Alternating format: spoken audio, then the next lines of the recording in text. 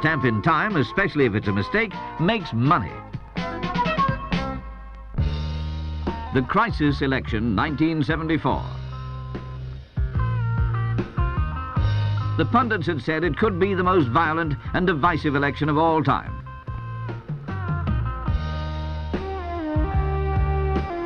In the event, it proves to be serious, controlled, and dull. Mr. Thorpe is voted the most charismatic of the three-party leaders.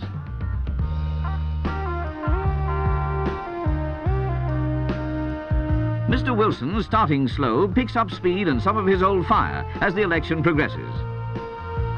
Mr. Heath comes smiling through, as usual, with at least an outward show of complete confidence throughout a grueling campaign. In a climate of soaring prices, rents, rates, mortgages, and interest rates, declining money values and seething discontent, Mr. Heath is asking the people for a mandate to compel the miners to settle within Stage 3. Although, in fact, the Relativities Board was already hopeful of finding a formula well outside it. Mr. Wilson, claiming a pact with the TUC, says back to work with Labour, but the terms are not stated. Mr. Thorpe is the man between the two extremes of the main parties, appealing to the moderates to reject the warring factions and vote Liberal for industrial peace and cooperation between capital and Labour in the boardroom. Whether or not the electorate is convinced by the appeals, it proves to be a record poll with up to 84% voting.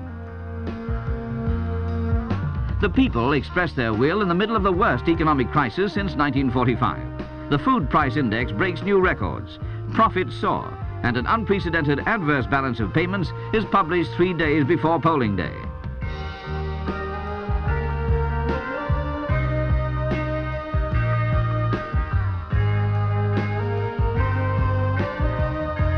Mr. Thorpe appeals to moderates to unite to meet the crisis. Mr. Wilson also rejects the militants, but as the leader of the political arm of the unions, he claims a special authority for his cry of back to work with Labour.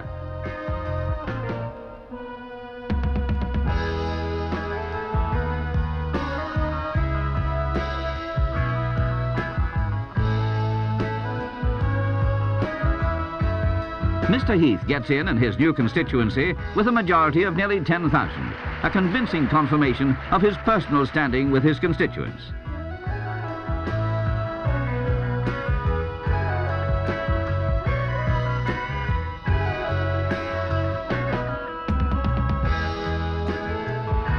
Mr. Wilson also is returned with an increased majority of over 15,000. At least among his own people, the magic still works. Despite the opinion polls, Mr. Wilson remains calmly confident of success.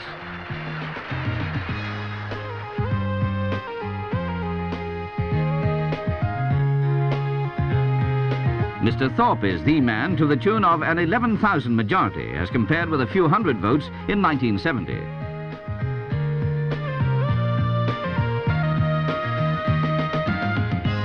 But with more than 6 million votes across the country, the Liberals win only 14 seats. Labour and Conservative almost tie with 301 and 296.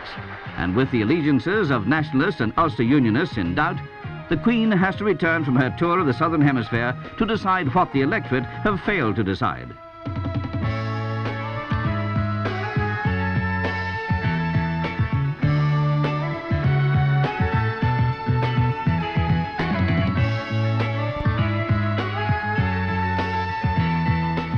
As the tumult and the shouting dies, Mr. Heath resigns.